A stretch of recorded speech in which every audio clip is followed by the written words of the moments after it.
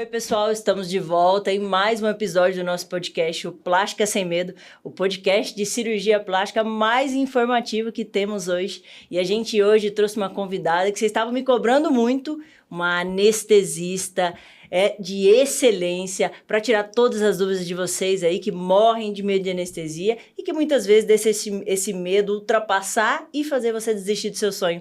Doutora Cláudia Fumão, seja bem-vinda aqui ao nosso podcast. Obrigada por ter aceitado o convite. Eu espero que você se sinta em casa e que tire as dúvidas aí dos nossos pacientes.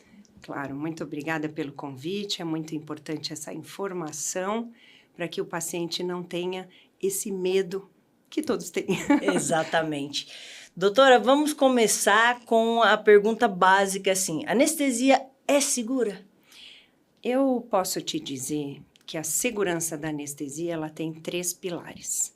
O preparo do paciente, a gente faz uma anamnese, uma história clínica das doenças, das medicações que ele toma, e junto com um hospital adequado e uma equipe perita. Então, se eu tiver esses 3 itens, a cirurgia é segura. Que bom, é uma dúvida de muito paciente, né? Será que a anestesia é segura? E pontuar esses 3 pilares, eu acho que isso é muito importante. A gente vai falar agora dos tipos de anestesia, né? Uhum. Eu sei que é uma dúvida de muita paciente, ninguém melhor do que o anestesista para falar sobre os tipos de anestesia. Geral, peridural, a RAC, a sedação, quais são as diferenças? A escolha da anestesia, é claro que eu sou uma profissional, que eu vou orientar, mas é compartilhada com o cirurgião e com o paciente. Então, eu vejo a indicação cirúrgica, uma anestesia corporal, uma cirurgia corporal, eu vou indicar um bloqueio corporal, dependendo do tamanho da área. É claro que eu não vou fazer um bloqueio espinhal para tirar uma verruga. Aí pode ser local. Não quero ver nada. Local sob sedação. E eu posso associar para cirurgias maiores, de tempo mais longo, a geral. Mas eu tenho que pensar no intraoperatório e na dor do pós. Exatamente, eu acho que é o principal. Eu vou pedir para os meninos colocarem uma imagem que uma dúvida das pacientes é Sim. Qual que é a diferença da peri, qual que é a diferença da RAC, é na coluna, como é que faz? E você vai explicar agora para o pessoal qual que é a diferença. Bom, nós temos um cérebro, tá? E ele é banhado num líquido chamado líquor. Sabe quando você vai fazer o exame do líquor para meningite? Sim. Ele banha toda a estrutura cerebral e a medula com seus nervos. Para esse líquido não extravasar, a gente tem uma meninge chamada dura mater. Então, esta é a medula com seus ramos. Aqui está a coluna, vértebras e os discos intervertebrais. É uma pergunta muito frequente quando a paciente fala: não quero, doutora, uma anestesia nas minhas costas porque eu tenho hérnia de disco. Esses ossinhos que a gente sente nas costas são os processos espinhosos, eles são mais superficiais. A coluna mesmo está mais intraabdominal. Então, uma hérnia, que seria esse azulzinho, quando ela extrui, é para este lado. Então, se o paciente tiver uma hérnia extrusa para cá, comprimindo a medula ou nervos, ele vai ter sintoma. Então, a gente vai tratar esse paciente primeiro, mas paciente sem sintoma, ele não chegamos na parte interna, é uma coisa superficial. Aí você me pergunta, qual é a diferença da RAC e da peridural? A peridural é uma anestesia que eu furo a dura mater, ela é intradural, então eu venho com uma agulha, furo a dura mater e entro no líquor. Eu injeto o anestésico no líquor. É uma anestesia que eu só posso fazer da cintura para baixo, porque a medula vem até a segunda lombar. Então, eu não vou espetar a medula, eu faço daqui para baixo uma RAC. E a RAC tem as indicações: cesárea, varizes orificiais e para ortopedia. A peridural é uma anestesia extradural, então eu não chego na dura mater, então, pela diferença, olha, ela é mais superficial. E eu vou injetar o anestésico para fora do sistema nervoso. Então, ela me dá liberdade, porque eu não vou estar próximo da medula, de fazer em qualquer altura. Então, ela me dá um bloqueio sensitivo, tira dor, e não me dá um bloqueio motor que a hack dá. Que é o desespero Por isso da que paciente. fala, não estou sentindo as pernas. Isso é um bloqueio motor. Então, só na hack, na peridural, é sensitivo. Só pra E ver. ela é por faixas. Então, se vai fazer uma cirurgia em mamas, eu escolho uma peridural torácica. Uma cirurgia abdômen, lipo, já faço uma peridural mais lombar. Aí você fala, mas eu quero fazer a mama e o abdômen. Como vamos fazer? Vamos fazer uma peridural lombar, passar um catéter para complementar o anestésico posteriormente num nível superior. Então, eu vou ter uma peridural contínua. Peridural, hack, os bloqueios espinhais, eles não fazem a paciente dormir. O que faz dormir é a sedação ou a geral. Então, aproveitando o gancho, vamos falar a diferença de uma sedação para uma anestesia geral. Anestesia geral, eu faço uma intubação traqueal. Então, uso um relaxante muscular, intubo a paciente e coloco numa ventilação controlada num aparelho. A sedação, o paciente respira sozinha. No parto, é uma situação que eu não posso anestesiar a mãe, que o anestésico via sangue, placenta, passa para o bebê e ele nasce dormindo. Sim. Então, é a única situação que eu não vou sedar antes do bloqueio nas costas.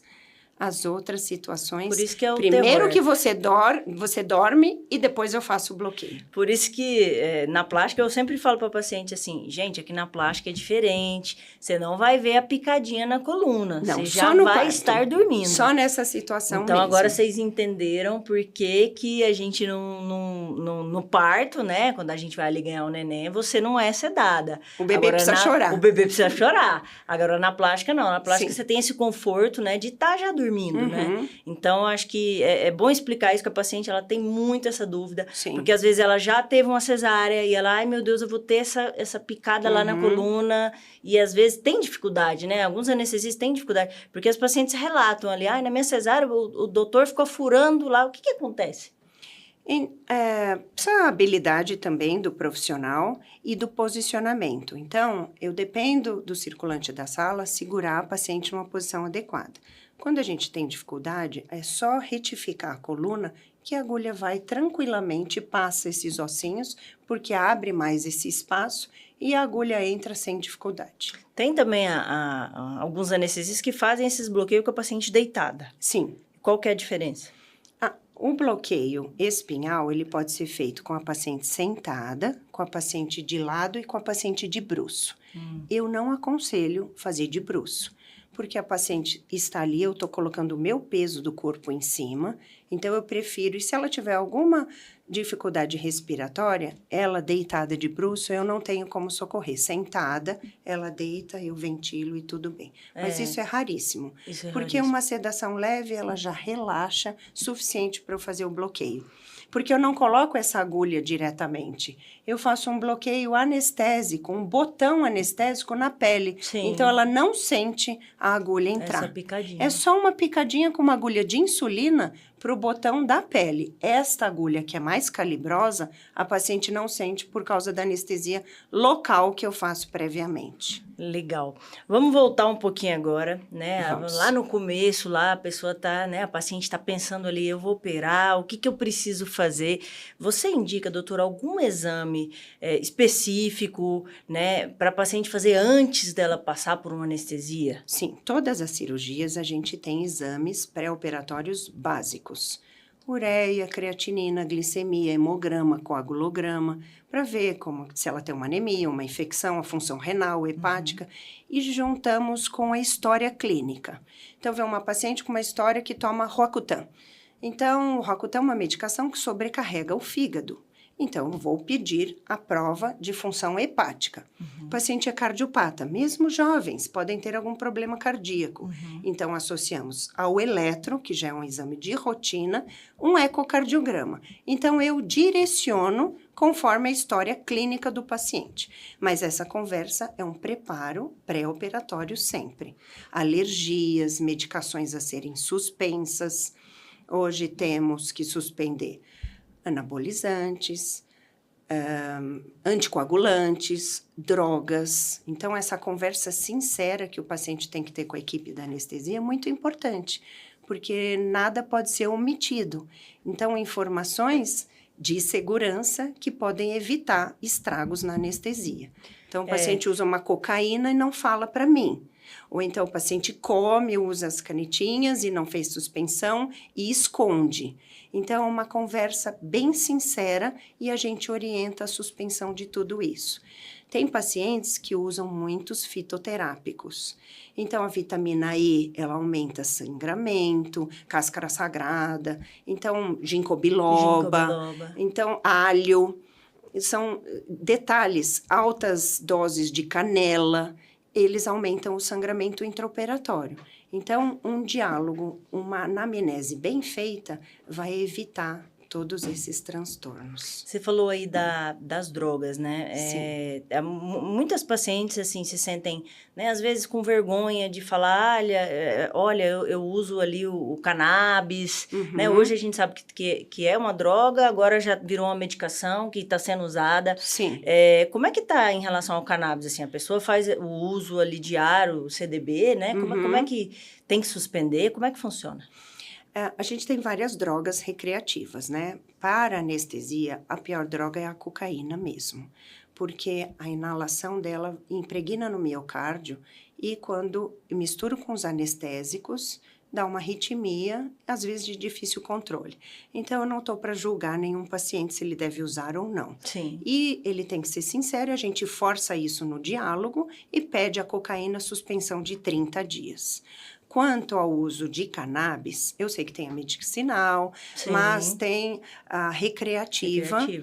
Ela não é proibitiva como pré-operatório, mas eu uso mais medicações para fazer essa paciente relaxar e o limiar de dor dela é diferente. Paciente usuário de cannabis tem mais dor. Caramba, e eu imaginaria mas não está proibido, que seria antes. Não está proibido. Eu assim. imaginaria que seria o contrário, que esse paciente ele teria menos dor. Não, ele só chega conversando. Bom dia, doutora.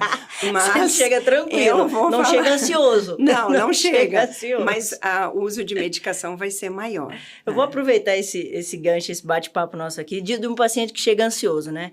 Tem aquela paciente muito ansiosa que chega para a cirurgia e aí ela passa pela triagem, deu aquela pressão alta, mas ela não é hipertensa. E aí ela vai para a sala para você, né, anestesista, avaliar ela. Sim. Como que funciona? Bom, o melhor para mim, o melhor pré-anestésico é o diálogo. Por isso que as pacientes ansiosas, o cirurgião já me sinaliza antes e eu já vou conversando, tirando todas as dúvidas. Mas no dia que chega no hospital, que tem que enfrentar o elevador a hora, então a gente faz um pré-anestésico. Então eu receito um intramuscular, um Dormonide, e a paciente já chega bem sonolenta na sala. Já chega sonolenta. O pré-anestésico, ele é opcional em adultos, né? Mas isso depende do grau de ansiedade. E em crianças, ele é quase obrigatório, a separação dos pais, um momento, né? A criança fica em desespero. É inesperado, Sim. Né? E os pacientes perguntam para mim, então eu não posso tomar o xaropinho? O xaropinho é até 30 quilos. Se você me levar uma paciente de 30 quilos, eu dou o xaropinho. Senão vai ter que ser mesmo injeção. Porque o comprimido, ele cai no estômago vazio, leva um tempo para metabolizar. Sim. Também é uma opção mais demorada. Sim. Mas eu prefiro o intramuscular.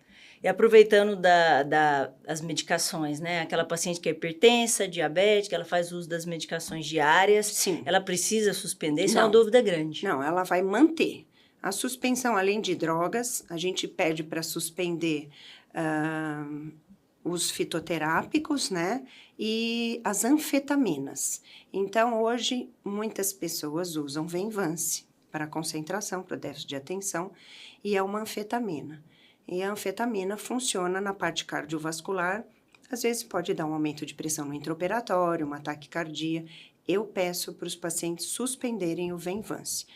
Mas o máximo que vai acontecer é um paciente distraído, não tão focado. Mas o foco seria a cirurgia. Suspende por quantos suspendo pelo menos anfetamina recreativa ou medicinal 15 dias. Mas até 7 dias ainda dá para aceitar, dependendo do paciente. E anticoagulantes, o AS, que tem a ligação na plaqueta, então eu tenho que fazer uma renovação plaquetária para ele sair do organismo, é obrigatória a suspensão. E as canetinhas, os Mounjaro, os Ozempic, Saxenda, Victoza, todas essas canetas aí que às vezes a paciente fala, mas eu não posso parar. Eu uso a menor dose, eu uso quase nada. Não importa a via do uso, pode ser canetinha, pode ser via oral. A suspensão é muito importante porque ela retarda o esvaziamento gástrico. Então, um paciente em uso de canetinhas, ele vem para a cirurgia com o estômago cheio. E o que acontece? A gente tem uma via comum, né, na respiração e na via que come. Sim. Então, o esôfago e a traqueia, eles têm a boca em comum. Eu mando um oxigênio, o estômago cheio, aquela comida volta e vai para o pulmão. Então, eu tenho a síndrome de Mendelssohn, que é a pneumonia aspirativa do conteúdo gástrico. Então, o paciente vem com o estômago cheio. E tem vários estudos que, mesmo aumentando o tempo de jejum, que seria de 8 horas para 12, 14, a estase permanece. Então, a suspensão de 21 dias é recomendada e prudente. Eu sempre falo para paciente, né? E assim, uma coisa muito importante, né, doutora Cláudia, é o paciente não omitir, né? Você vai passar por uma cirurgia, você vai passar por uma anestesia, né? A doutora está aqui explicando o quanto isso é importante para você ter um pós tranquilo, para ter a sua cirurgia ali, o seu intraoperatório tranquilo. Então, é importante você não esconder se você usa algum tipo de droga, seja recreativa, medicinal. Sim. Se está usando a caneta de emagrecer, não importa qual tipo, sempre tenha a prudência de nos informar para que corra tudo dentro do esperado, o interesse doutora? É próprio, né? Exatamente. Então, assim, não fique com vergonha, né? Você precisa ali informar a gente de tudo que você toma, porque aí sim a sua anestesia, a sua cirurgia vai ser tranquila. Sim. E o jejum é muito importante, né? Eu ia te perguntar agora, o jejum são 8 horas, depende da cirurgia? Não, sempre 8 horas, independente. Se é geral, sedação, tem que estar com o estômago vazio. A digestão tem que esvaziar esse estômago. E o que eu libero é 200 ml de água 4 horas antes. Tá. Então, às vezes, a paciente opera de manhã, mas à noite quer deixar um copinho de água no criado mudo, ok. Ou opera mais à tarde, não vai dar tempo de eu almoçar. Toma um chá, dá para 200 ml 4 horas antes. Alguns hospitais têm protocolos de uns isotônicos que liberam 2 horas, mas isso depende do hospital. Tá. Mas de praxe, 8 horas de jejum. Mas eu tomo um remedinho para pressão de manhã. Tudo bem, 60 ml de água não quebra o jejum para tomar o seu remédio de pressão. Remédio de diabetes não vai ser tomado no dia, a gente orienta porque vai estar em jejum, vai cair muito a glicemia. Mas os e o remedinho da tireoide? A gente tem muito essa pergunta. Pode tomar, com 60 ml de água. Perfeito. Eu quero um organismo o mais equilibrado possível. Então, a suspensão de coisas importantes deve ser evitada. Aproveitando os antidepressivos, né? A paciente, às vezes ela toma um antidepressivo de manhã, na noite anterior, não tem problema. Não tem problema. A anestesia não combinava com os tricíclicos e essa classe de medicação não existe mais no mercado. Ótimo. Então, ou é raríssimo a prescrição. Se tiver alguém usando um inibidor da MAO, né, a gente suspende. Legal. Hoje é mais escitalopram, desvenlafaxina. Sim, mais modernos. E a gente mantém o antidepressivo. Porque eu prefiro uma paciente equilibrada e tomando essas medicações, de uma paciente ela toma por um motivo, né? Sim. Do que ela totalmente desequilibrada para a cirurgia, vai inclusive impactar no pós-operatório. Muito. E uma suspensão, ela tem que ser gradativa. Quando você está com antidepressivo, você vai diminuindo a dose, vai tirando um pouco da miligramagem por semana, e a gente às vezes não tem esse tempo hábil. Sim. E a suspensão pode causar náuseas, dor de cabeça intensa, então a gente mantém. Aproveitando, e aquela paciente, eu tenho alergia à dipirona, eu tenho a alergia ao diclofenaco, isso pode atrapalhar na anestesia? Não, Como é a que gente tem funciona? alternativas. Então, a paciente informa o médico que não vai fazer uso, informa a enfermagem, já fica em prontuário, ela recebe pulseiras de identificação que tem esse tipo de alergia e a gente usa substitutos, não serão feitos. Aproveitando essa coisa de alergia, Sim. a gente tem o temido choque anafilático, Sim. né? Que uma das causas pode ser, né, a alergia a uma medicação que ela apresentou. Que nunca tomou Que anteriormente. que nunca, né, tenha tomado ou que ela não lembra, né? Uhum. Eu tive um caso, né, de uma paciente que ela não se lembrava que durante a gestação dela ela teve um choque anafilático pelo antibiótico e aí ela foi se operar comigo e durante a indução anestésica ela apresentou o choque anafilático. Graças a Deus a paciente estava entubada e a gente conseguiu manejar e a paciente, graças a Deus, saiu bem. Depois a gente até operou ela de novo. A paciente tem muito medo, né? Eu vejo muitas perguntas sobre choque anafilático. O que você pode nos dizer? Bom, o melhor lugar para você ter uma alergia medicamentosa é no hospital. Melhor do que uma picada de abelha no sítio, Exatamente. né? Ou de cobra. Quando a gente começa uma anestesia, a gente já monta um arsenal de equipamentos e a gente fica preparado para tudo. Então, tem a monitorização e você percebe. A paciente que começa a apresentar alergia, ela pode ter uma queda de pressão, ela vai ficando vermelha, os olhos vão inchando, aparecendo manchas. A adrenalina é usada, já está à nossa mão, e o corticoide é revertido. Então, eu sempre falo para a paciente, você que busca se operar em clínica, né, nesses consultórios, que não tem estrutura, que não tem essas medicações, que não tem um carrinho de parada, né, que não tem os equipamentos. Não tem a monitorização adequada. É por isso que acontece. É por isso que acontece e a gente vê muito caso. Mas aí está no terceiro pilar da segurança. Preparação a gente já discutiu. O lugar que você vai ser operado. Exatamente. Eu sempre falo para o paciente, pesquisa, né, o seu cirurgião, o seu anestesista e o hospital, porque não adianta só uma parte estar correta, né, tem que estar todo mundo, os 3 pilares. É que eu acho muito bonito hoje você compra aventais, vem escrito doutora, Exatamente. né? E que doutora? Aí tem um CRM. Então, vamos um pouco mais a fundo. Exatamente. Isso é uma informação muito importante que muita gente não sabe. A gente tem 750 mil médicos no Brasil. Uns 300 mil têm título de especialista. Mas que título é esse? Um cursinho no final de semana? Então, vamos perguntar se esse médico tem RQE. Vamos pesquisar, é uma informação pública. Entra na internet e vê RQE, Registro de Qualidade do Especialista. Para eu ter um RQE, eu tenho que entrar com a documentação e o Conselho Federal de Medicina vai ver se eu mereço ter esse RQE. Se eu tenho uma formação, se os meus antecedentes são positivos, se eu não sair matando ninguém. Exatamente. E somente 90 mil médicos de todas as especialidades têm Olha quanto RQE. cai o número. Então, 750 para 90 mil. Então, Vamos pesquisar melhor nesses 90 mil. Aproveitando, a gente teve essa semana um óbito numa clínica, agora eu não estou lembrando a região, que o médico que fez a lipoaspiração, ele não era cirurgião plástico, e o ginecologista foi que fez anestesia. O paciente foi a óbito.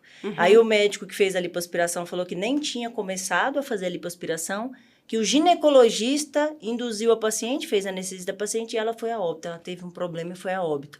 Então, assim, pessoal, você está fazendo uma lipoaspiração com um médico que não é cirurgião plástico. E há uma diferença muito grande, uma diferença, inclusive, de 6 anos de estudo, de luta, de especialidade, e mais uma prova de título ou 2, uma de cirurgia geral e uma cirurgia plástica. Sim. E de um ginecologista que vai fazer uma anestesia, que não tem a mínima noção, porque na especialidade de ginecologia não se ensina anestesia, né? Você passou aí a sua faculdade mais 3 anos fazendo anestesia, fazendo provas anuais, que eu sei que tem, depois faz a prova de título para você anestesiar. E um ginecologista vai anestesiar. Sim. Mas eu não sei, é custo, a amiga deu certo, então Exatamente. É a falta de informação e falta de buscar conhecimento. E um pouquinho de coragem, né? Porque a amiga deu certo. Não, será que vai dar certo comigo? acho que vale mais a pena pesquisar, né? Sim. Agora vamos falar um pouquinho daquela pergunta básica da paciente. Ai, doutor, eu vou acordar no meio da cirurgia? Essa pergunta eu tenho quase todo dia. Todo dia. Mas é uma pergunta muito inteligente, porque hoje eu tenho uma estrutura muito melhor do que no começo da anestesia. A anestesia é uma especialidade não muito nova. 1970 foi o primeiro residente, né? Então, as pessoas morriam, o cirurgião chegava no quarto e falava, não resistiu à anestesia. Então, criou um tabu. A culpa ou é o mordomo ou é o anestesista o culpado. Então, antigamente, a gente não tinha equipamentos como uma monitorização do nível da consciência, da profundidade anestésica. Hoje eu coloco aqui um monitor e eu sei se eu estou usando muita anestesia, se você está acordando ou não. Então, isso é um divisor de águas, assim como a bomba de infusão contínua. Eu vou gotejando, calculando seu peso, o tempo, o tipo de cirurgia, a idade. Eu gotejo na veia, a anestesia mantém um nível constante no sangue. Quando você acaba a cirurgia, eu tiro essas gotinhas, 10 minutos está acordada. E como era antigamente? Eu não tinha quase monitores, o oxímetro de pulso surgiu em 94, então eu passava o dedo aqui para ver se a paciente estava piscando, se aumentava a frequência cardíaca, eu ia com a seringa e fazia mais um pouquinho. Hoje, a infusão contínua, aliada à monitorização das ondas cerebrais, não acorda mais. Não acorda. Então, não, gente, acorda quando acaba. Quando você, né, quando eu brinco que a gente acabou a cirurgia e você vai lá e acorda a paciente. Então, gente, a anestesia evoluiu muito, a medicina evoluiu, mas a anestesia principalmente. Eu vejo, quando eu comecei a residência para agora, o quanto mudou essa monitorização, isso aí é muito legal. E as então, medicações? É uma segurança. As medicações mudaram. As medicações hoje, elas têm metabolismo rápido e metabólitos não ativos. Então, a paciente acorda conversando e pode ir embora para o shopping. Mas a gente deixa um pouco para evitar sangramento, fazer outras observações. Mas todos os pacientes poderiam ir embora no mesmo dia. E uma outra dúvida que você deve ouvir muito é a paciente pergunta se ela vai ter dor ali durante a cirurgia, durante o procedimento. Não, não vai. Justamente aquilo que você explicou pra gente, do bloqueio. Desde uma anestesia local até o bloqueio espinhal, e mesmo só geral, a gente faz uma multimodal, faz medicações preventivas de dor para que ela acorde sorrindo.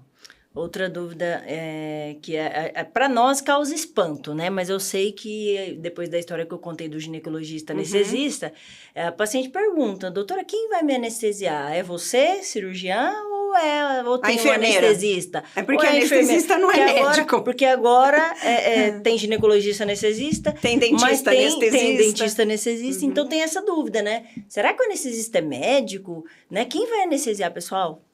Doutora Hoje Cláudia. Tem Instagram, vão lá consultar, né? Vamos ver a Fullcare. Vamos ver a Fullcare, vamos ver o RQE, vamos ver se essa pessoa ela passou por ver todo os o treinamento. No Google. Exatamente. Tem um tempo para a anestesia durar, doutora Cláudia? Como ela é uma infusão contínua de medicação, dura o tempo necessário. Eu só vou trocando as medicações.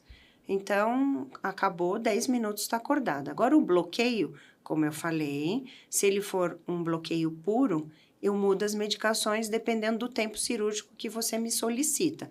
Eu quero 2 horas, eu ponho um metabolismo mais rápido. Eu quero uma cirurgia de 4, eu quero de 6. Eu completo com catéter, vou trocando as seringas. Todo um controle. Mas a gente procura, quando faz um bloqueio espinhal, orientar que ande só depois de 8 horas. Eu nunca da realização passei do bloqueio. Por anestesia hack, mas eu ouço as pacientes falarem que é angustiante, né? Não sentir as pernas ali. Eu, particularmente, não faço mais hack anestesia. É mesmo? Eu gosto muito da peridural. Ela tem os mesmos benefícios, exceto para cesárea. Com a cesárea, a gente precisa do bloqueio motor para não sentir a movimentação né, que na pele pode acontecer. Sim. Mas como vai estar sedada com geral, não tem problema. Não, mas essa sensação de não mexer as pernas não é agradável. Fora que o furinho na dura mater, ele pode ter um vazamento de líquor, não é nada importante, mas em algumas pacientes pode gerar a cefaleia pós-RAC, que seria a hipotensão licórica, o líquor vazou, diminuiu a quantidade, quando a paciente levanta, ela tem a dor de cabeça, seguida acompanhada às vezes de perturbação visual, vômitos, e quando ela deita, essa dor passa. Então, isso é característico da RAC, desse vazamento do líquor. Ele se resolve sozinho em 1 semana. Mas se você quiser acelerar o processo, hoje tem bloqueio do esfenopalatino e também tem o Blood Patch, que é um curativo de sangue que eu coloco ali no furinho e a dor passa imediatamente. Você já respondeu a outra pergunta que eu ia fazer sobre essa cefaleia, né? E uma outra coisa que a gente vê muito acontecer, a paciente tem medo, é dela acordar e ter vômitos, ter náuseas. Então, eu pergunto sempre para a paciente como foram as experiências anteriores e a vida dela.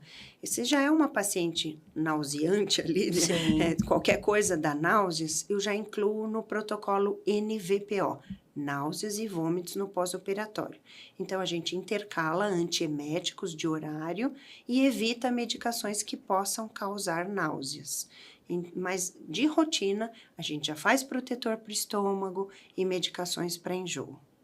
Tem umas pacientes que, às vezes, elas mantêm esses vômitos, né? Então, as pacientes que fazem uso de muitas medicações, às vezes tem fórmulas com muitas reposições, já tem um fígado sobrecarregado. Por isso que é importante essa conversa prévia, para que a gente deixe o fígado mais aliviado, mais feliz. Deixa ele mais tranquilo para a cirurgia. Existe mesmo náuseas, vômitos e até cefaleia hepática. Então, quando a paciente vem já com esse histórico de um fígado sobrecarregado, usou antibiótico, anti-inflamatório, a gente entra com enzimas hepáticas para evitar também. As pacientes, acho que você já respondeu também sobre o tempo que dura uma anestesia, né? Você vai controlando à medida que o cirurgião vai evoluindo, né? A gente sabe que hoje nós temos cirurgias muito grandes, né? Cirurgias que passam aí de 6 horas, né? Nós temos uma recomendação de 6 a 8 horas, passou disso, já começa a ficar um pouquinho um alerta ligado ali. Hoje, você trabalha com plástica há muitos anos, né? Teve essa mudança de procedimentos, tecnologias. Como é que você tem observado esse aumento do tempo cirúrgico? O aumento do tempo cirúrgico, ele também inflama mais a paciente. Então, tem uma recuperação. E você, aumentando o tempo, você está operando várias áreas e o volume ali da sua cirurgia, um pós-operatório mais arrastado. Sim. Mas a paciente quer fazer tudo no mesmo momento. Então, dependendo da orientação, a gente procura orientar, dividir em 2 tempos. Sempre o paciente faz uma parte. Acho que deve ser até a sua rotina. Sim. A paciente quer ficar com um abdômen maravilhoso, ela tem gordura e sobra de pele. Você faz uma lipo. Bom, primeiro você faz uma educação alimentar, manda ela emagrecer. Exatamente. Aí você faz uma lipo, que tem uma quantidade limite, né? 7% do peso corporal. Então, você vai tirar o que você pode. E você faz uma dermo num outro tempo, dependendo da situação, para não ter necrose. Sim. Então, esse diálogo eu deixo para você. Deixa mais para gente. Mas a pergunta da paciente, doutora, eu vou conseguir fazer os 3 procedimentos? Na minha avaliação, né, se a paciente entra ali na minha avaliação de exames, né, de história, ela consegue fazer. E hoje a gente tem muito esse questionamento. A paciente fala, mas e se minha cirurgia vai durar 8, 10 horas? Eu tenho risco de morrer? Não tenho risco de morrer, porque as coisas são previsíveis. Então, você faz uma infiltração na sua lipo, com adrenalina, para que sangre menos, mas se é uma paciente que está sangrando muito, você ainda tem uma mama e um abdômen para fazer. Então, às vezes, você conversa com a paciente, qual é a sua prioridade? A minha prioridade é a mama, ao abdômen. Então, olha, se estiver correndo tudo bem, se o anestesista estiver me dando esse feedback que eu posso continuando, nós faremos os 3 procedimentos. Senão, a prioridade vai ser a lipo e a mama. E a gente interrompe com segurança e ninguém vai morrer. Amém. Uma coisa que a paciente às vezes tem medo porque a gente percebe ali na recuperação anestésica que tem paciente que acorda rápido. Sim. E tem aquela paciente que demora mais a acordar. E por que isso acontece? Depende das medicações que eu uso, da sensibilidade individual né? Então, na anestesia, o nilperidol, a metadona, o Precedex, às vezes é um despertar mais lento. Mas eu acho saudável. O paciente, ele tem que ficar em repouso, metabolismo mais tranquilo, sangra menos.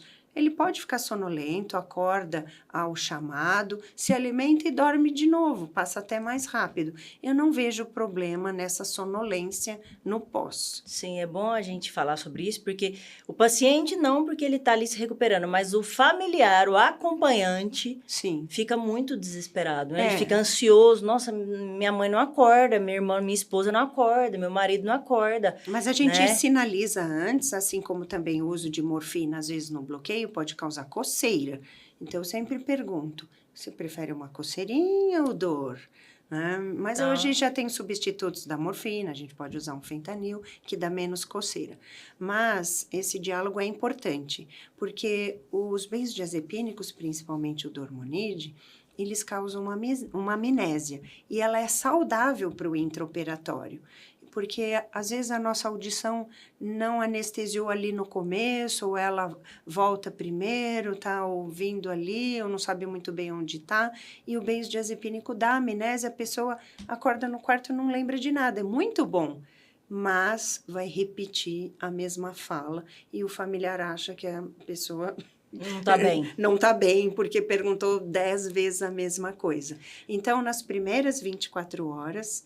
pode acontecer de uma repetição de fala e a gente já avisa o familiar. Mas nem todo mundo, é individual mesmo. Isso é uma pergunta, o paciente tem medo, fala, nossa, tem risco de eu perder a memória? Nunca, não. De jeito nenhum. Não, só naqueles momentos, sob efeito das medicações, ela pode não lembrar de alguma fala ou ter fala repetitiva no pós. Mas com 24 horas... tá tudo se resolve. É. Uma outra coisa que a gente vê muito falar é essa anestesia, ela causa dor de cabeça, a gente já falou sobre isso, Sim. Mas ali onde foi o bloqueio, né? Essa paciente vai ter dor nas costas, ela vai ter dificuldade para respirar no pós-operatório? Não, como a gente mostrou na figura, a dor nas costas vem mais das raízes nervosas ou de alguma causa de hérnia ali do disco. Então, pelo bloqueio, não terá. É mais fácil ter a dor por conta da lipo, né? Da lipo, do desconforto da cirurgia, da região que a gente acaba lipoaspirando em maior quantidade. E lembrando que também a gente não deve fazer um bloqueio em cima de tatuagem. Então, se a paciente vier com as costas inteira fechada de tinta, é só fazer um pequeno corte. Não, a gente faz um pequeno cortezinho, o tecido abre um pouquinho e a gente passa a agulha. Por qual motivo? Para não levar o pigmento para o sistema nervoso. Interessante. Então, a gente sabe que tem muitas pacientes, né, que têm muitas tatuagens. Tem alguns trabalhos até sobre alteração na pele, alteração da produção de colágeno, por conta dessa pigmentação da tatuagem. Então, mais uma dúvida aí que eu sei que as pacientes têm muito, né? Sim. Você não vai me perguntar por que a paciente fala por que pega a veia na mão? Eu vou te perguntar agora, porque a paciente... Semana passada eu tive um caso de uma paciente que ela ficou bem estressada, porque ela não queria que picasse ela nessa região, que não picasse na mão, picasse aqui, na região aqui do antebraço. Ela ficou super brava porque falou que quando ela vai colher os exames de sangue, pega naquela região. Sim. E então, explica por que não pode ser na mesma... Não tem relação, na verdade, colher exame com veia ali da cirurgia. É porque essa veia, essa pele é mais fininha e essa região, ela é boa realmente para coleta. Mas ela é uma dobra. Então, para eu ficar com esse soro dobrado, ele não vai pingar. Então, o paciente tem que ficar com o braço esticado durante todo o pós-operatório. Não pode se alimentar, não pode mexer no celular, tem que ficar assim. Então, o que eu negocio com as pacientes? Eu pego um calibre menor e passo para a mão. Agora, se for irredutível, eu vou induzir aqui e quando ela estiver dormindo, eu passo para cá. Aí dá um conforto para ela, né? Porque ela não vai sentir. Mas a gente tudo negocia. Então, nesses casos, eu falo assim, não pode aqui, não pode aqui, só pode aqui. Tá bom. E se não tiver aqui, eu pego no seu pescoço. Aí ela deixa. Aí ela deixa. É. Doutora Cláudia, eu queria te agradecer por ter aceitado o convite, por ter vindo aqui participar com a gente. Um prazer informar. Eu acho que foi muito legal. A gente tirou muitas dúvidas e o convite tá para você voltar, porque a gente sabe que toda hora tá mudando na anestesia, tá mudando Sim. medicação. Então, muito obrigada por ter vindo aqui, viu? Eu que agradeço. E o meu telefone é público, podem me ligar, tirar todas as dúvidas. Deixa o seu Instagram, o Instagram da empresa, Sim. né? Porque eu vi que é bastante informativo. A paciente tem alguma dúvida, a doutora Cláudia está à disposição. Sim, então, deixa o seu Instagram aí para todo mundo. Full Care Anestesia, Full, que é o meu sobrenome. E vocês podem me ligar que vai ser um prazer orientá-los. Obrigada, viu, doutora? Pessoal, a gente encerra mais um episódio do nosso podcast Plástica Sem Medo. Continue nos seguindo nas redes sociais. Vai lá e acessa o nosso YouTube, o nosso Plástica Sem Medo, que eu tenho certeza que você vai tirar muitas dúvidas e vai se sentir mais seguro para realizar essa cirurgia. Tchau, tchau. Até o próximo episódio.